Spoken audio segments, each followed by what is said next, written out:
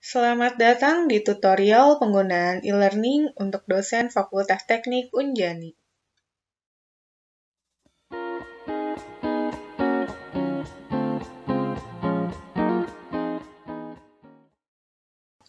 Saya akan menjelaskan penggunaan e-learning untuk dosen Fakultas Teknik Unjani.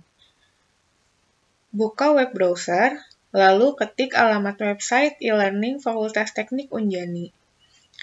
Seperti ini tampilan awal website e-learning Fakultas Teknik Unjani. Pada beranda e-learning, terdapat buku panduan yang dapat di-download. Buku panduan terdiri dari buku panduan untuk dosen dan buku panduan untuk mahasiswa. Klik login di posisi kanan atas. Untuk dosen, username yang digunakan adalah NID.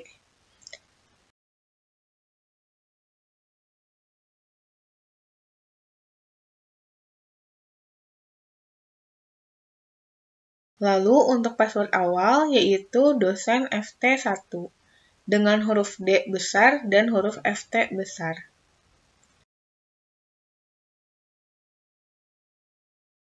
Seperti inilah tampilan awal beranda jika berhasil masuk akun e-learning. Terdapat nama akun di posisi kanan atas beranda e-learning.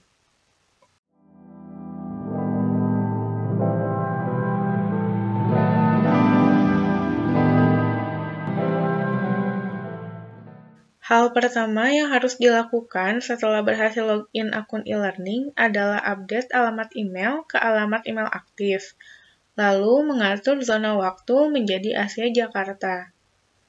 Klik nama akun pada posisi kanan atas, klik preferensi, lalu klik ubah profil. Pada bagian umum, update alamat email awal menjadi alamat email yang aktif. Alamat email wajib untuk diupdate karena jika pengguna lupa password, maka link reset password akan dikirimkan ke email aktif tersebut. Lalu, ubah zona waktu menjadi Asia Jakarta. Hal ini penting karena zona waktu tersebut sangat mempengaruhi jam mulai dan berakhirnya mata kuliah. Setelah itu, pengisian biodata lainnya bisa disesuaikan. Jika semua sudah sesuai, klik perbaharui profil. Terdapat keterangan bahwa terjadi perubahan alamat email dari alamat email awal menjadi alamat email yang baru. Sistem administrator akan mengirimkan link konfirmasi perubahan alamat email ke alamat email baru. Setelah itu, klik lanjutkan.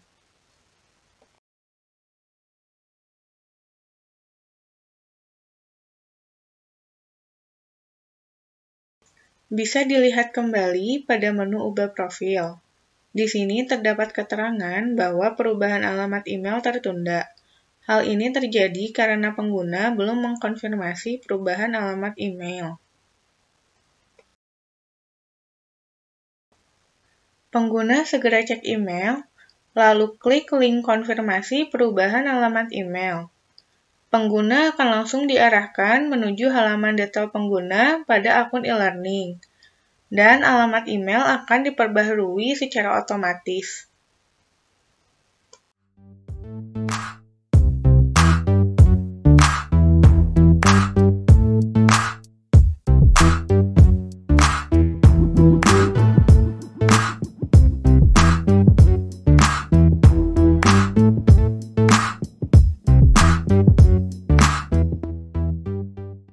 Ketika pengguna lupa password, klik Forgotten Your Password. Pengguna akan diminta untuk mengisi alamat email yang aktif.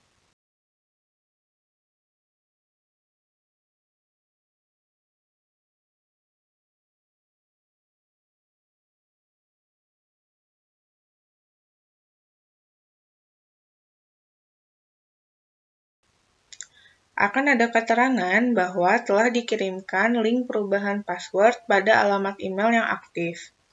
Lalu, klik Continue. Cek email pengguna. Sistem administrator akan mengirimkan email berisikan link reset password. Pengguna akan segera diarahkan menuju halaman ubah password pada akun e-learning. isi password baru.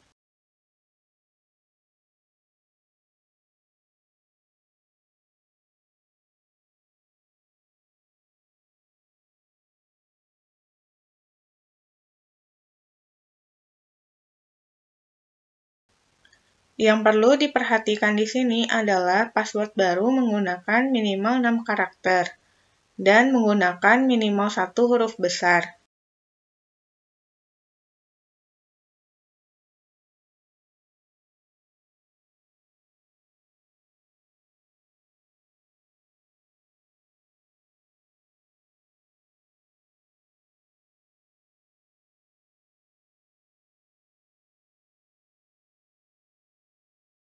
Jika sudah sesuai, klik Save Change. Password telah berubah.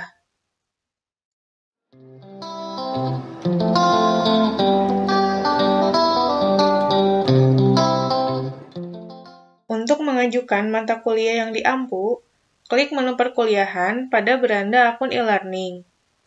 Setelah itu, pilih kategori kursus sesuai dengan jurusan masing-masing. Pada kategori kursus, klik meminta kursus. Isikan nama lengkap sesuai dengan nama mata kuliah.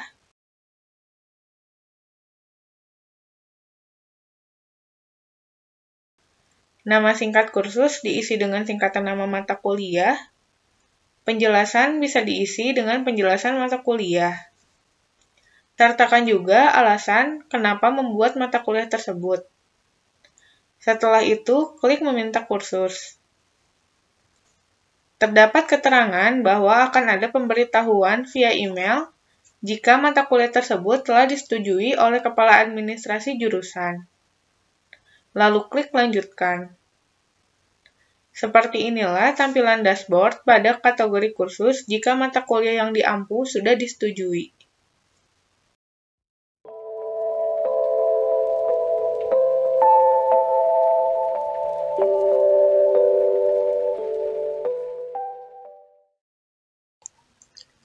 Untuk menambah fitur absensi pada perkuliahan, klik mata kuliah yang diampu.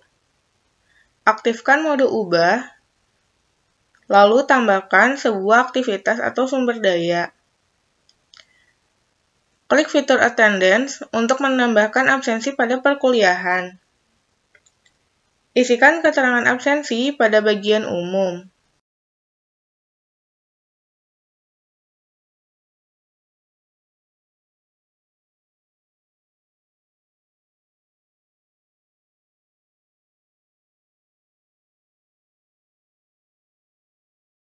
Lalu setelah itu, klik simpan dan tampilkan. Pada menu absensi, klik status set untuk setting waktu absensi. Di sini terdapat 4 keterangan terkait absensi. Keterangan present, mahasiswa menghadiri perkuliahan tepat waktu. Keterangan late, mahasiswa terlambat menghadiri perkuliahan. Keterangan excuse, mahasiswa izin tidak dapat mengikuti perkuliahan. Dan yang terakhir, keterangan absen, mahasiswa terlambat mengikuti perkuliahan melebihi waktu yang ditoleransi oleh dosen. Untuk available for student merupakan waktu yang dapat ditoleransi dari dosen kepada mahasiswa dalam mengikuti perkuliahan. Pengisian waktu tersebut tergantung kebijakan masing-masing dosen. Lalu klik Update.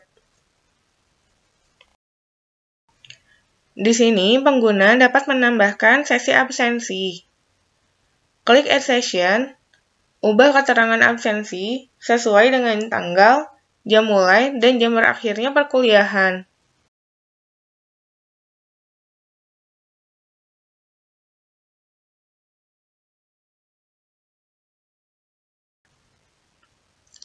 Klik Multiple Session untuk menambahkan pengulangan absensi pada beberapa waktu tertentu.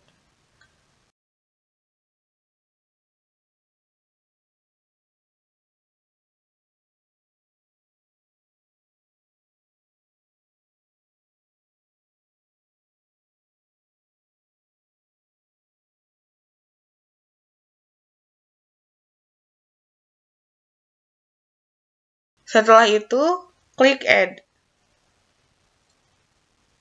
Pada kolom Session, berisikan tampilan sesi-sesi absensi yang sudah disesuaikan. Untuk kolom Report, akan menampilkan total absensi mahasiswa sesuai dengan status setnya. Lalu untuk kolom Export, dapat diakses jika perkuliahan sudah berlangsung dan mahasiswa sudah mengisi absensi. Hasil absensi ini dapat di-download dalam format Excel.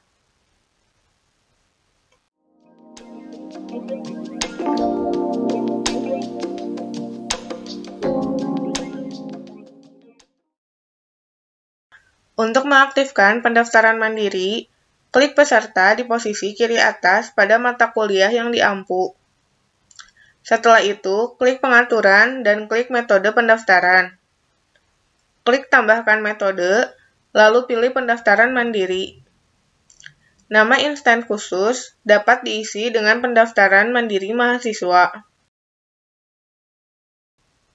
Lalu isi kunci pendaftaran yang dapat dibagikan dengan mahasiswa untuk daftar mata kuliah. Sebagai contoh di sini, diisikan 1, 2, 3, 4, 5. Setelah itu, klik tambahkan metode. Pastikan kembali pada pendaftaran mandiri siswa telah aktif, dengan ditandai mata terbuka seperti berikut.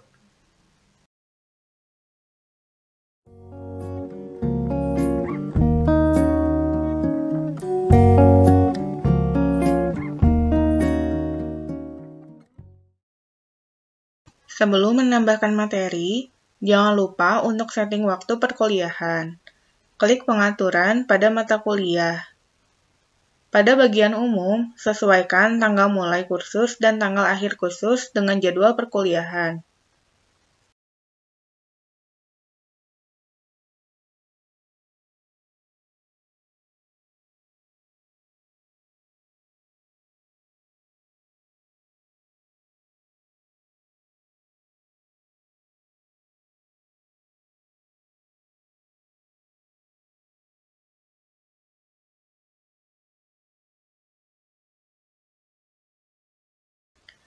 Klik format khusus dan pastikan formatnya sudah berbentuk format topik.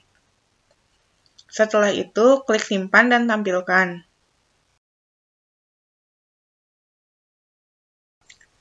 Pada topik 1, klik ubah topik. Klik modifikasi dan sesuaikan nama topik 1. Di sini, saya ubah dengan nama pertemuan 1.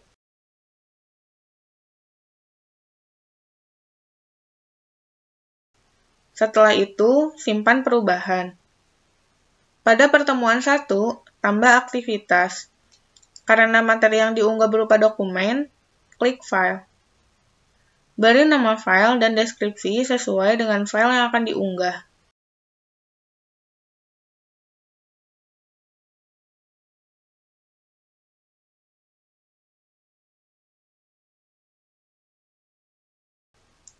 Untuk mengunggah file, pada pilih File, klik icon berbentuk file. File yang diunggah bisa dalam bentuk Excel, Word, presentasi, atau PDF. Setelah itu, klik simpan dan tampilkan. Materi dapat langsung diakses oleh mahasiswa.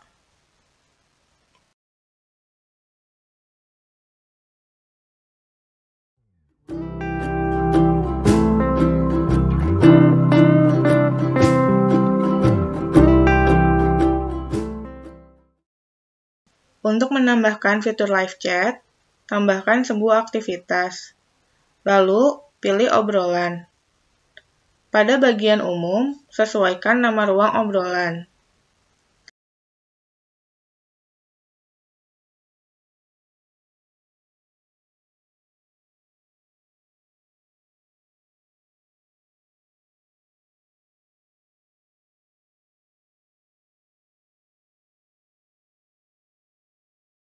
Klik Activity Completion, pilih Show Activity as Complete when conditions are met. Lalu, centang Student must view this activity to complete it. Lalu, klik simpan dan kembali ke kursus. Fitur chat siap untuk digunakan.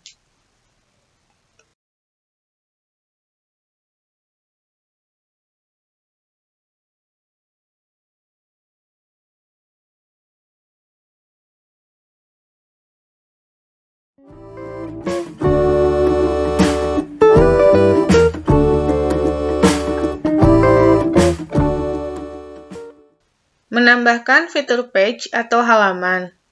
Tambahkan aktivitas pada mata kuliah yang diampu. Pada bagian umum, sesuaikan nama page dan deskripsinya.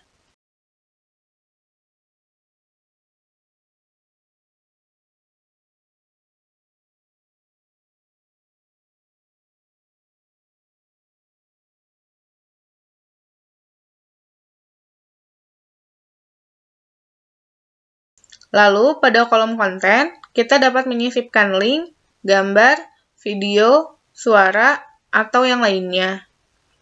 Pada contoh berikut, di sini saya melampirkan video dari YouTube.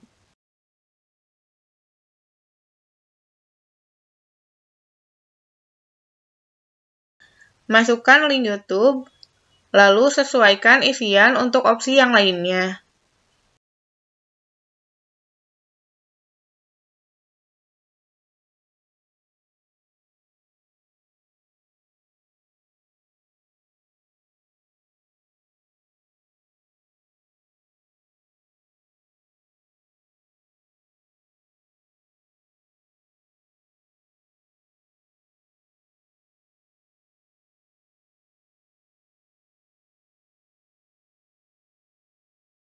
Jika sudah, klik Insert Media.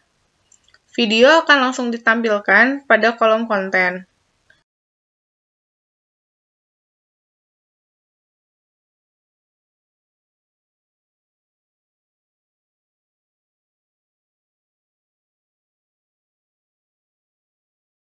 Sesuaikan activity completion.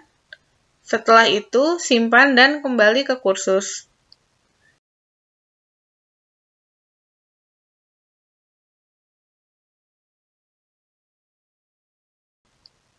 Dapat kita lihat di sini bahwa konten video tersebut dapat langsung dimainkan.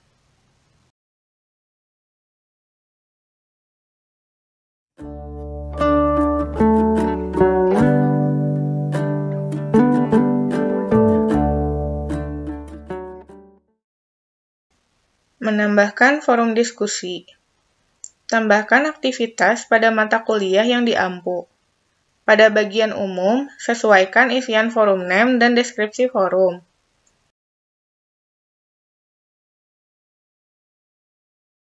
Terdapat beberapa tipe forum yang bisa disesuaikan oleh pengguna. Sebagai contoh, saya menggunakan standar forum for general use. Setelah itu, simpan dan kembali ke kursus. Klik forum diskusi. Forum diskusi dapat langsung digunakan oleh mahasiswa. Namun, pengguna dapat juga menentukan topik forum dengan cara tambah topik diskusi baru. Sesuaikan subjek dan pesan dalam forum.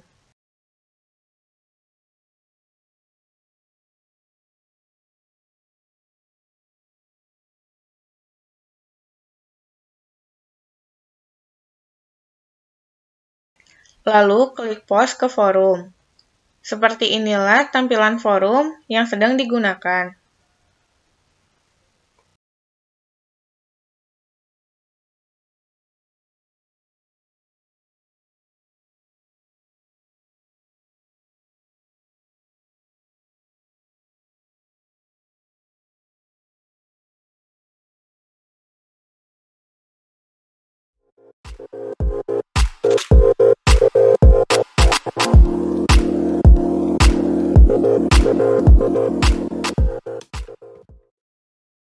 Menambahkan fitur virtual classroom.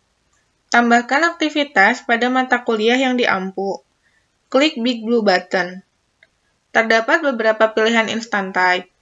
Pada contoh di sini, saya memilih Room Activity with Recording. Sesuaikan isian virtual classroom name.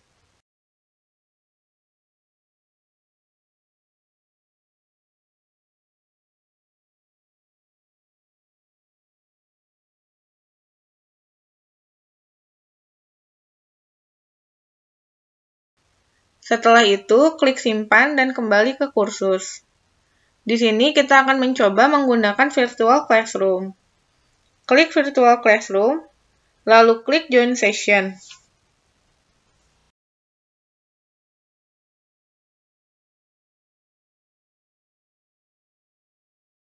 Pada Classroom di sini, pengguna dapat mengaktifkan dan menonaktifkan audio, share webcam, share screen, dan beberapa fitur penunjang lainnya.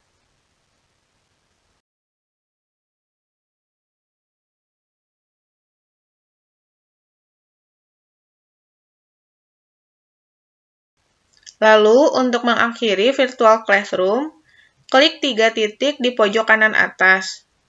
Klik Logout, dan pengguna akan diarahkan kembali pada akun e-learning.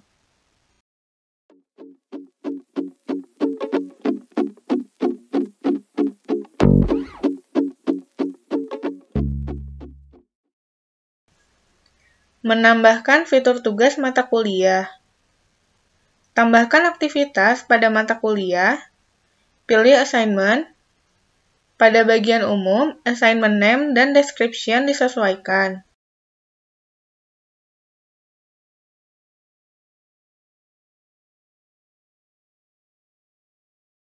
Upload file tugas pada additional files, lalu sesuaikan untuk pengisian yang lainnya. Klik unggah file. Atur perizinan pengumpulan tugas dengan setting tanggal bagi mahasiswa untuk mengirimkan tugasnya. Setting batas waktu pengiriman penugasan, dan mengingatkan pengguna untuk menilai tugas yang telah mahasiswa kumpulkan.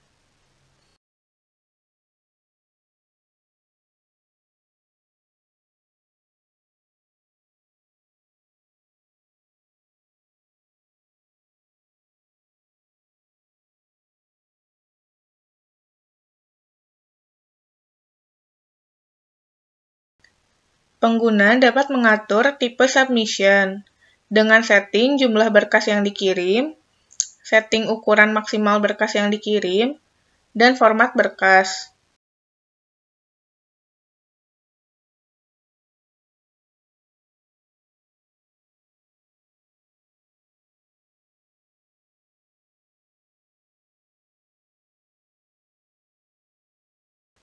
Pengguna juga dapat setting nilai dan batasan minimum nilai untuk lulus bagi mahasiswa.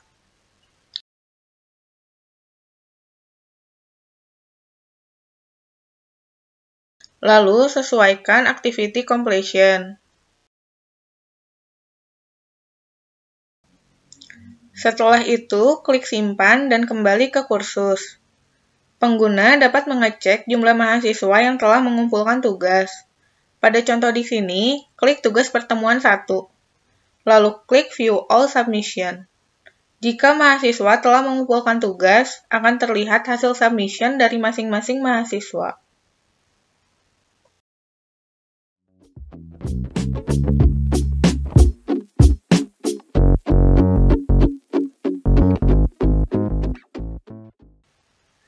Membuat kuis mata kuliah di akun e-learning. Pada mata kuliah, tambahkan aktivitas, lalu pilih kuis. Pada bagian umum, nama dan perkenalan dapat disesuaikan.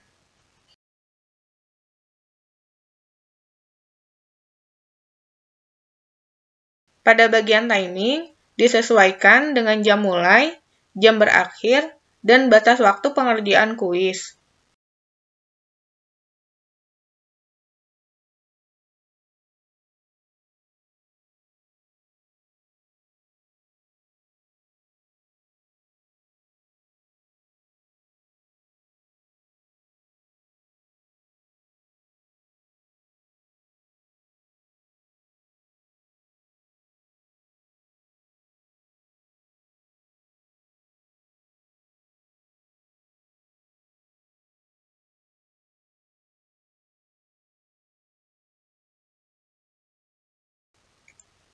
Ketentuan nilai dapat disesuaikan. Skala nilai berasal dari 1 hingga 10. Pengaturan lainnya bisa disesuaikan oleh masing-masing pengguna.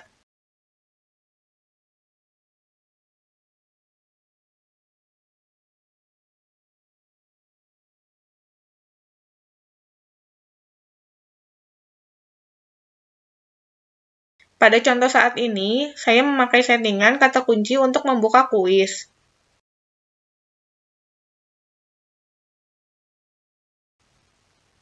Jika sudah sesuai, klik simpan dan kembali ke kursus. Setelah kuis terdapat dalam mata kuliah, klik kuis. Pengguna dapat menambahkan soal pada kuis. Klik setting, lalu klik bank soal.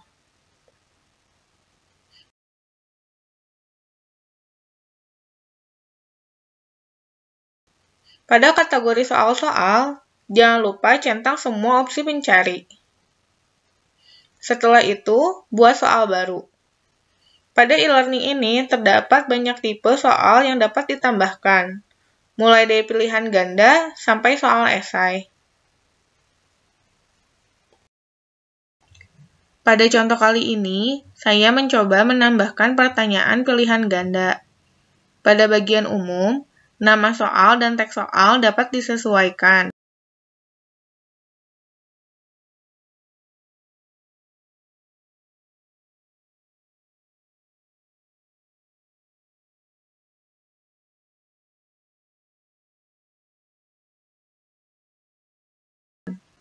Pengguna juga dapat memilih untuk jawaban tunggal atau ganda. Pada contoh kali ini, saya menggunakan jawaban tunggal atau cukup satu jawaban. Pada bagian jawaban, pilih satu bisa diisi dengan pilihan jawaban yang sudah pengguna sediakan. Jika jawabannya benar, maka nilainya diberi 100%. Jika salah, maka pilihan nilainya tidak ada. Pada contoh di sini, untuk jawaban pilih satu adalah salah, maka nilai yang diberikan tidak ada. Lalu, pada pilih 2 adalah jawaban yang benar, maka nilai yang diberikan adalah 100%. Karena saya memilih jawaban tunggal, maka pilih 3 dan seterusnya saya beri nilai tidak ada.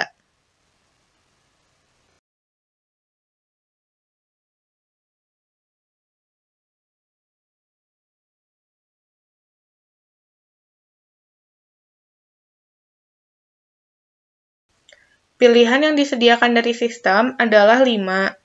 Jika pengguna hanya membutuhkan pilihan kurang dari 5, maka cukup diisi sampai dibutuhkannya saja. Jika pengguna membutuhkan lebih dari 5 pilihan, terdapat opsi untuk menambahkan 3 pilihan jawaban lainnya. Pada contoh di sini, saya menggunakan 5 opsi pilihan. Setelah selesai setting soal, klik simpan perubahan dan lanjutkan penyuntingan. Setelah itu, terdapat pilihan pratampil. Di sini dapat dilakukan simulasi oleh pengguna apakah bank soal sudah siap untuk digunakan atau tidak. Opsi percobaan dan opsi tampilan dapat disesuaikan oleh masing-masing pengguna. Contoh saat ini, saya menampilkan feedback jika mahasiswa menjawab soal dengan benar atau salah. Ketika jawabannya benar, maka akan terdapat informasi bahwa jawabannya adalah benar.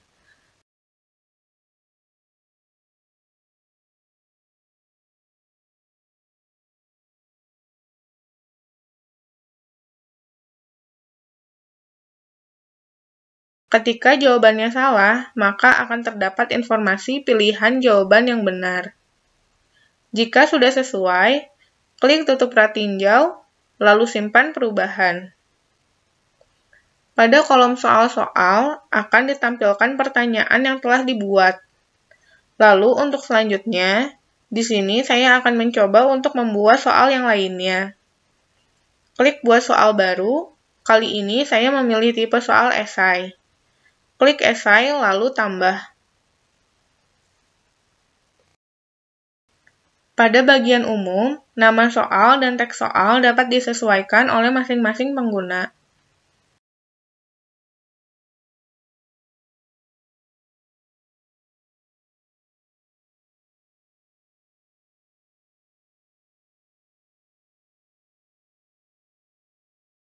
Pada bagian opsi respon, terdapat format respon yang dapat disesuaikan. Lalu, terdapat perizinan apakah diperbolehkan mengirimkan lampiran atau tidak. Jika diperbolehkan, jenis berkas lampiran bisa disesuaikan. Pada contoh ini, saya mengizinkan satu buah lampiran dengan format dokumen.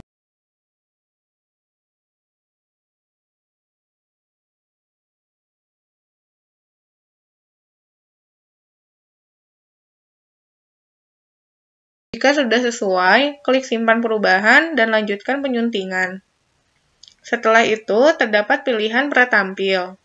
Di sini dapat dilakukan simulasi oleh pengguna apakah bank soal sudah siap untuk digunakan atau tidak.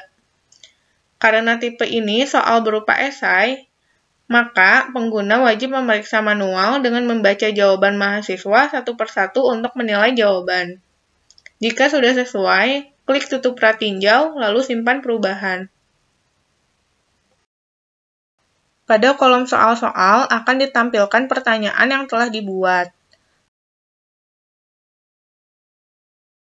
Pengguna juga dapat mengimport soal dari berkas dengan mengunggah soal-soal berupa dokumen.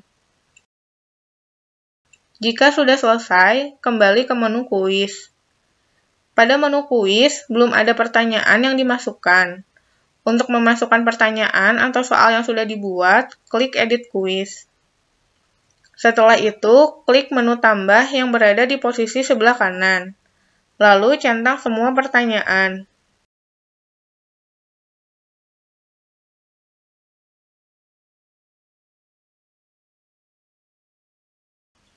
Terdapat opsi kocok pertanyaan yang akan mengacak urutan pertanyaan. Jika sudah selesai, klik simpan. Pada contoh saat ini, ketika mahasiswa telat mengikuti kuis, maka kuis tidak dapat diakses. Lalu, seperti inilah contoh saat kuis sedang berlangsung. Akan ada beberapa keterangan sebelum mengakses kuis. Karena saat ini saya menggunakan password untuk mengerjakan kuis, maka ketika mahasiswa klik pratinjau kuis, mahasiswa akan diminta memasukkan password kuis. Setelah masuk, akan langsung tersedia soal pertama dan waktu pengerjaan kuis mulai dihitung.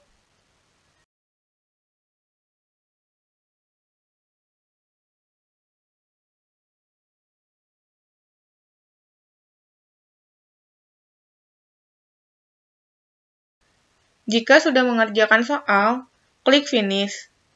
Pada bagian kanan terdapat keterangan navigasi kuis. Jika di bawah penomoran terdapat warna abu, berarti mahasiswa telah mengerjakan semua soalnya. Jika sudah selesai, klik mengumpulkan semua dan selesai. Seperti inilah hasil dari pengerjaan kuis.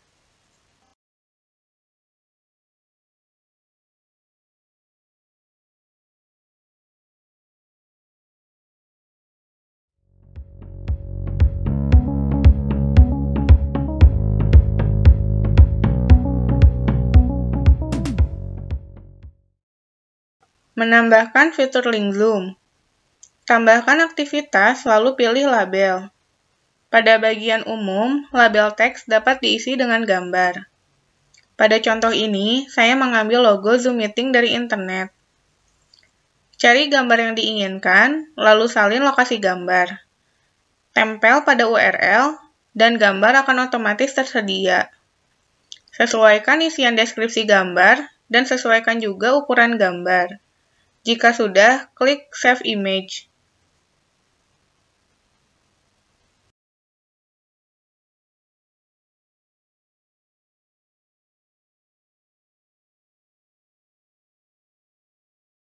Pada label teks akan tersedia logo Zoom Meeting. Beri keterangan link Zoom Meeting.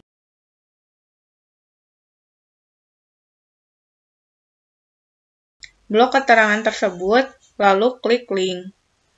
Isikan URL dengan link Zoom Meeting yang sudah tersedia.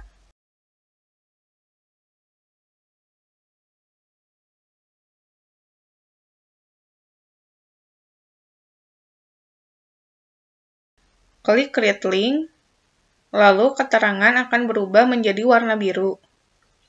Klik Simpan dan kembali ke kursus, dan link Zoom akan otomatis tersedia.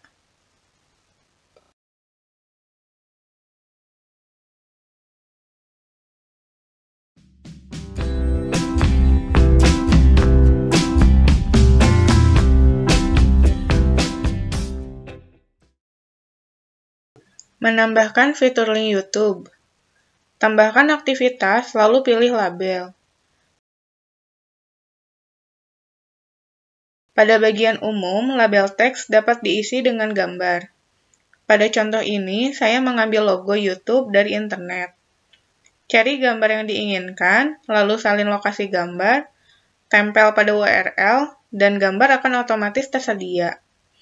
Sesuaikan isian deskripsi gambar, dan sesuaikan juga ukuran gambar.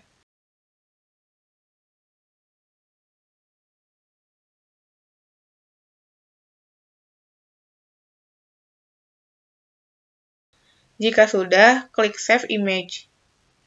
Pada label teks akan tersedia logo YouTube. Beri keterangan link YouTube.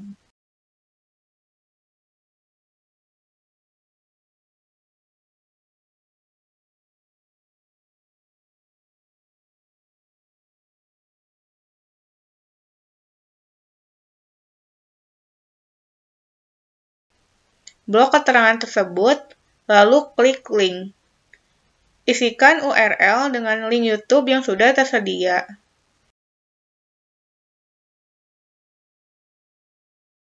Klik Create Link. Warna keterangan akan berubah menjadi warna biru. Klik Simpan dan kembali ke kursus. Dan video YouTube akan otomatis tersedia.